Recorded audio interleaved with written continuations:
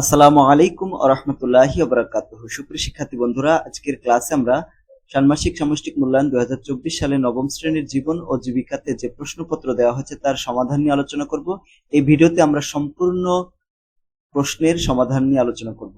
এখানে একটি উদ্ভাবনীমূলক ব্যবসায়িক বিনিয়োগ পরিকল্পনা প্রণয়নের নির্দেশনা রয়েছে। নির্দেশনা অনুযায়ী প্রত্যেকে একটি পরিকল্পনা তৈরি করে জমা দিতে হবে। বিনিয়োগ ক্ষেত্র নির্বাচন এবং পরিকল্পনা তৈরির জন্য দলগত আলোচনার সুযোগ থাকবে এবং এরপর প্রত্যেকে নিজ নিজ খাতায় উদ্ভাবনী বিনিয়োগ পরিকল্পনা তৈরি করবে। তার মানে এখানে যে প্রশ্নটা, এটা তোমরা শিক্ষককে তোমাদের নির্দেশনা দেবেন এবং তোমরা চাইলে নিজেরা বন্ধুরা মিলে, দলগত কাজ তো এর জন্য নিজেরা মিলে আলোচনা করে এই কাজগুলো করতে পারবা। তার মানে এখানে প্রথমে যেটা রয়েছে কাজ এক, কাজের ভিতরে রয়েছে উদ্ভাবনীমূলক ব্যবসায়িক বিনিয়োগ পরিকল্পনা প্রণয়ন। এখন এখানে বলা হচ্ছে যে চতুর্থ শিল্প বিপ্লবের এই যুগে আমাদের জীবনযাত্রার প্রতিদিন যুক্ত হচ্ছে নতুন নতুন প্রযুক্তি, যা দ্রুত বদলে দিচ্ছে আমাদের জীবন চাহিদার ধরন। ভবিষ্যতের সম্ভাব্য প্রযুক্তির ব্যাপক প্রভাব পড়তে শুরু করেছে সকল কর্মক্ষেত্র এবং বাজারে। ফলে টিকে থাকার প্রয়োজনে জরুরি হয়ে পড়ছে সৃজনশীল এবং উদ্ভাবনীমূলক ব্যবসায়িক ভাবনা। এই প্রেক্ষাপট বিবেচনায় রেখে নিজ পরিবারের জন্য একটি উদ্ভাবনীমূলক ব্যবসায়িক বিনিয়োগের ক্ষেত্র বেছে নেওয়া। এরপর উক্ত ব্যবসায়িক বিনিয়োগের জন্য ধাপ গ থেকে উম পর্যন্ত করতে হবে নিয়ে দলে আলোচনা করে নিজ নিজ খাতায় প্রয়োজনীয় নোট রাখো। এর ভিত্তিতে এবার এককভাবে নিজ পরিবারের জন্য একটি উদ্ভাবনীমূলক ব্যবসায়িক পরিকল্পনা তৈরি করো।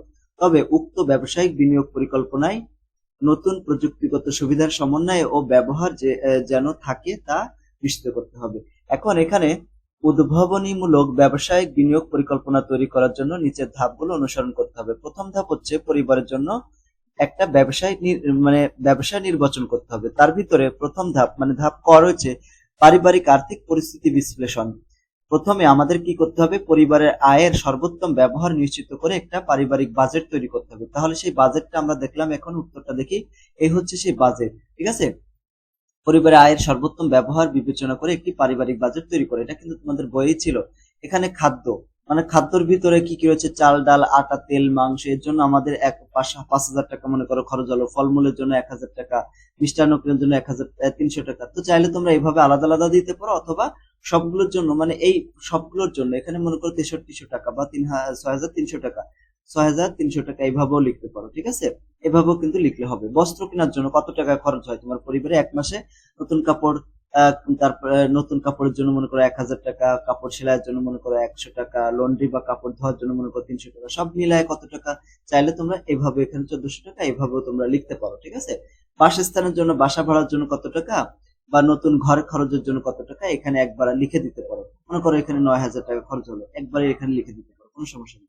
তারপর শিক্ষা মনে করো পড়াশোনার জন্য সে শিক্ষক প্রতিষ্ঠানের বেতন, স্কুলে পড়ে স্কুলের বেতন, তারপরে খাতা কলম কেনার জন্য কত টাকা, প্রাইভেট মাস্টারের কত টাকা, সবগুলো এখানে যোগ করে একবার লিখে দিবা।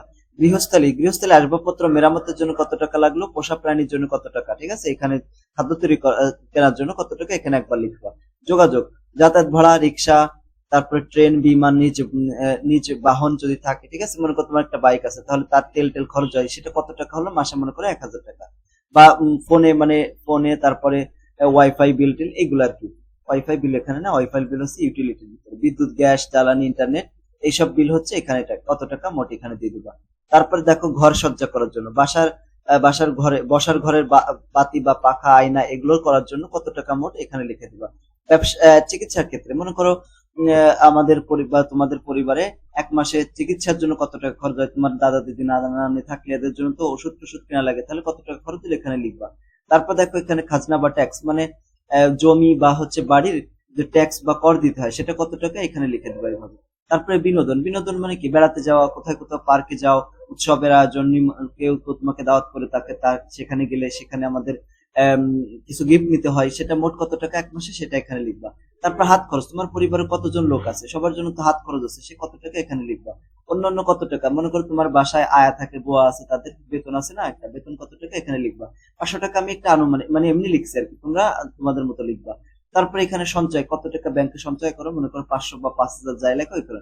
এখন এই যে যত খরচ আমরা এখানে লিখলাম, ঠিক আছে, এই সবগুলোকে যোগ করে এখানে লিখে দিতে হবে, ঠিক আছে। এভাবে আমরা এখানে আমাদের প্রথমে বলেছিল যে পারিবারিক বাজেট তৈরি করতে, সেটা আমরা করলাম। এরপরে পরিবারের আর্থিক অপচয় রোধে কি পদক্ষেপ নেওয়া যেতে পারে তা উল্লেখ করতে হবে এবং এরপর কি করতে, সময় সুযোগ এবং নিজের সক্ষমতা অনুযায়ী অর্থ সংশ্লিষ্ট যেসব কাজের দায়িত্ব গ্রহণ করেছো সেগুলোর একটা তালিকা তৈরি করো। তো দেখো এটার উত্তরে আমরা চলে যাচ্ছি। এখানে দেখো, এখানে পরিবারের আর্থিক অপচয় রোধে কি পদক্ষেপ গ্রহণ করা যেতে পারে, মানে পরিবারে তুমি যে এত টাকা খরচ টরচ হয় এর জন্য তুমি কি ভূমিকা রাখতে পারো। যেমন হাঁস মুরগি পালন করে ঘরের চাহিদা মিটিয়ে বিক্রি করে করি, যা পরোক্ষ আয়ে ভূমিকা রাখে। নিজের এবং পরিবারের অন্যদের কাপড় নিজে সেলাই করি, ফলে দর্জির কাছে গিয়ে টাকা সেলাই মানে দিয়ে আর সেলাই করতে হয় না। বাড়ির খালি উঠানে শাকসবজি চাষ করে করে খাবারের চাহিদা মেটানো যায় এবং বিক্রি করা যায়।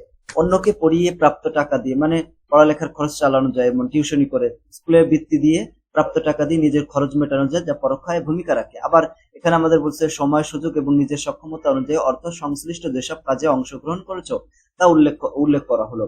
যেমন কম্পিউটার টাইপিং এবং প্রিন্টিং করে কিছু টাকা আয় করেছি, যা পরোক্ষ আয়ে অবদান রেখেছে। প্রাথমিক চিকিৎসায় প্রশিক্ষণ প্রাপ্ত পারদর্শী হয়ে পরোক্ষ আয়ে ভূমিকা রেখেছি। বাড়িতে মুরগির খামার করেছি। কৃষি কাজ করে বাড়ির প্রয়োজনীয় কৃষক পণ্যের চাহিদা মিটিয়েছি। টিউশনি করে আয় করেছি। ফুলের বাগান তৈরি করে আয় করেছি। এইভাবে আমরা এটা লিখতে পারি। তারপরে খ নম্বর দেখো বলেছে যে ব্যবসায়ের ধরন নির্বাচন। এই যে আমরা একটা পারিবারিক এইখানে কি করেছি বলতো, একটা বাজেট তৈরি করেছি। এই বাজেটের উপর আমাদের সঞ্চয় কত, কি দেখি এইসবের উপর ভিত্তি করে আমাদের একটা ব্যবসার ধরন নির্বাচন করতে হবে। প্রথম ধাপের পারিবারিক আর্থিক পরিস্থিতি বিবেচনায় নিয়ে পরিবারের জন্য উদ্ভাবনীমূলক একটা ব্যবসার নির্বাচন করতে হবে, যেটির মেয়াদ কেমন হবে, মানে সেটির মেয়াদ কেমন হবে, সেটা কি স্বল্প মেয়াদী, মধ্যমেয়াদী নাকি দীর্ঘমেয়াদী তা উল্লেখ করতে হবে। এই ব্যবসাটি কেন বেছে নেওয়া হয়েছে তার যৌক্তিকতা এবং পরিবারের চাহিদা এবং সুযোগ আছে কিনা সেটা দেখতে হবে। আয় ব্যয়ের সাথে সঙ্গতিপূর্ণ কিনা, সম্ভাব্য ঝুঁকি মোকাবেলা করা যাবে কিনা সেগুলো উল্লেখ করতে হবে। প্রিয় শিক্ষার্থী বন্ধুরা, আমাদের আরো একটা ইউটিউব চ্যানেল রয়েছে মূল্যায়ন একাডেমি, তোমরা এখানে সাবস্ক্রাইব করে দিও। এখানেও মূল্যায়নের উত্তরগুলো এবং প্রশ্নপত্র দেওয়া হয়। আচ্ছা, তো এটার উত্তরে চলে যায়। এখন ব্যবসায়ের ধরন, আমরা একটা ব্যবসার ধরন মানে আধুনিক মুরগির খামার বা পোল্ট্রি মুরগির খামার, তোমরা চাইলে আরো অনেক ব্যবসা রয়েছে, যে কোনো একটা উল্লেখ করতে পারো। ব্যবসার ধারণ, ঠিক আছে, ধরন ব্যবসার ধরন, এটি একটি গৃহভিত্তিক খুচরা এবং পাইকারি ব্যবসা প্রতিষ্ঠিত হয়ে যাচ্ছে, মানে পারিবারিক ব্যবসা না, এর জন্য আর কি। মেয়াদ হচ্ছে এটা দীর্ঘমেয়াদী, আমরা অনেক বছর ধরে এটা করতে চাচ্ছি। ব্যবসায় নির্বাচনের কারণ কি, মানে পরিবারের সঞ্চয় এবং আয় বৃদ্ধি করা, পরিবেশ বান্ধব উদ্যোগ, এটা একটা পরিবেশ বান্ধব, তাই না, পরিবেশের একটা মানে এখানে যেহেতু রাসায়নিক কোনো দ্রব্যাদি ব্যবহার করা হবে না, তার জন্য এটা তো পরিবেশ বান্ধব। শহর এবং গ্রামের চাহিদা বৃদ্ধি করে, যে ডিম এবং মাংসের চাহিদা বৃদ্ধি পাচ্ছে, এগুলো পূরণ করা যাবে। কম বিনিয়োগে বেশি লাভবান হওয়া যাবে। পরিবারের চাহিদা এবং সুযোগ আছে, মানে পরিবারের চাহিদা এবং সুযোগ আছে কিনা, উদ্দীপকে কিন্তু আমাদের সেই প্রশ্নটা করেছিল, ঠিক আছে। আয় ব্যয়ের সাথে এটা সঙ্গতিপূর্ণ কিনা, হ্যাঁ, এটাও আমাদের আয় ব্যয়ের সাথে সঙ্গতিপূর্ণের জন্য। তারপরে ঝুঁকি যদি হয়, মানে এই ব্যবসা তো ঝুঁকি থাকতে পারে, তাই না, ঝুঁকি যদি আমরা হয়ে যায় তাহলে কিভাবে বিবেচনা করবো বা কমাবো কিভাবে। বাজার বিশ্লেষণ করতে হবে, ব্যবসা শুরু করার আগে এলাকার বাজার সম্পর্কে ভালো ধারণা দেবে, মানে আরো কেউ মুরগির ব্যবসা করে কিনা সেটা দেখতে হবে, ঠিক আছে। মানে আমি তো মুরগির ব্যবসা নিয়ে লিখেছি, তোমরা অন্য বিষয় নিয়ে লিখতে পারো, কোনো সমস্যা নেই। উচ্চমানের পণ্য, মানে আমাদের চাহিদা অনুযায়ী উচ্চমানের পণ্য। আচ্ছা, উচ্চমানের পণ্য মানে কি, মানে আমরা তো মুরগির ব্যবসা করতেছি, তাই না, কেউ আবার আমাকে মুরগির ব্যবসায়ী বলে না। তো মুরগির ব্যবসা যেহেতু করতেছি, তাহলে এখানে উন্নত মানের মানে ভালো মানের বীজ সংগ্রহ করবো। বীজ বলতে এখানে তুমি যদি ডিম কিনে ডিম থেকে বাচ্চা ফোটাও, তাহলে ভালো মানের ডিম সংগ্রহ করবা, অথবা ভালো জাতের মুরগি সংগ্রহ করবা, ঠিক আছে, যা গ্রাহকরা পছন্দ করে। এরকম বৈচিত্রতা, বিভিন্ন সময় বিভিন্ন ধরনের মুরগি নিয়ে আসতে হবে। কখনো আমরা মনে করো কখনো কখনো দেশি মুরগির চাষ হয়, এই যে যেরকম ঈদ যখন আসে, তারপরে বিভিন্ন উৎসব যখন আসে, ঈদ, তারপরে হিন্দুদের যে পূজা পার্বণ যেগুলো আছে, সেই সময় দেখো পোল্ট্রি মুরগির চাহিদা অনেক বেড়ে যায়। তাহলে ওই সময় ওর দুই এক মাস আমাদের কি করতে হবে, পোল্ট্রি মুরগি উঠাতে হবে। আবার যে সময় ডিমের চাহিদার জন্য ফার্মি মুরগি আছে, পোল্ট্রি এই যে তোমার ইয়া মুরগি আছে, যে টাইগার মুরগি আছে, এই সমস্ত মুরগি আনতে হবে। তখন তার মানে বৈচিত্র্য আনতে হবে। বাজারজাতকরণের সময় অবশ্যই সতর্কতার সহিত কাজ করতে হবে। মানে যখন আমরা যদি আমরা দেখো এই যে 31st নাইট আছে, তার এক মাস আগে যদি আমরা মুরগি উঠাই, পোল্ট্রি মুরগি চাষ করি, তাহলে এক মাস পরে আমরা বিক্রি করতে পারবো। ওই সময় বাজারে চাহিদা ভালো থাকবে, তাই না, তো বাজারজাত করতে পারবো ভালো করে ঠিক সময়। আমরা যদি মনে করি 31st নাইটে যদি মুরগি না বিক্রি করে, যদি আমরা মানে পরের বছরে 2-3 তারিখে বিক্রি করি, তাহলে তার হবে না। আবার মনে করো ঈদ আসলো, ঈদের 2-1 দিন আগে থেকে যদি আমরা সেল শুরু না করে ঈদের 1 সপ্তাহ পরে থেকে সেল করি, তাহলে তার হবে না। তাহলে বাজারজাত ঠিকঠাক করতে হবে। তারপর দ্বিতীয় অংশে চলে গেলাম। দ্বিতীয় অংশ আছে ব্যবসায়িক পরিকল্পনা। এখানে ধাপ হচ্ছে গ নম্বর ধাপ, ব্যবসায়ের প্রত্যাশা এবং প্রভাব নিরূপণ করতে হবে। আচ্ছা, এখানে কি করতে হবে? ব্যবসাটি থেকে তুমি কি প্রত্যাশা করো? অবশ্যই আমরা লাভ প্রত্যাশা করি, মানে আমাদের প্রফিট মানে মুনাফা ইয়া করতে চাই, সেটা আমাদের উল্লেখ করতে হবে। ঠিক আছে, দেখো তারপরে এর উত্তর আমরা দেখবো, ব্যবসার কাজে নতুন কি প্রযুক্তি ব্যবহার করবো। ওই ধরনের মানে আমরা যে ব্যবসাটা করবো সেখানে কোনো প্রযুক্তি থাকবে কিনা, ঠিক আছে, তার প্রভাব কি হতে পারে তা বর্ণনা করতে হবে। এই ব্যবসাটি টেকসই এবং উদ্ভাবনীমূলক কিনা। হ্যাঁ, যদি উদ্ভাবনী হয়ে থাকে বা টেকসই হয়ে থাকে, তো উদ্ভাবনীমূলক কেন আমরা মনে করেছি তার সাপেক্ষে যুক্তি দেখাতে হবে।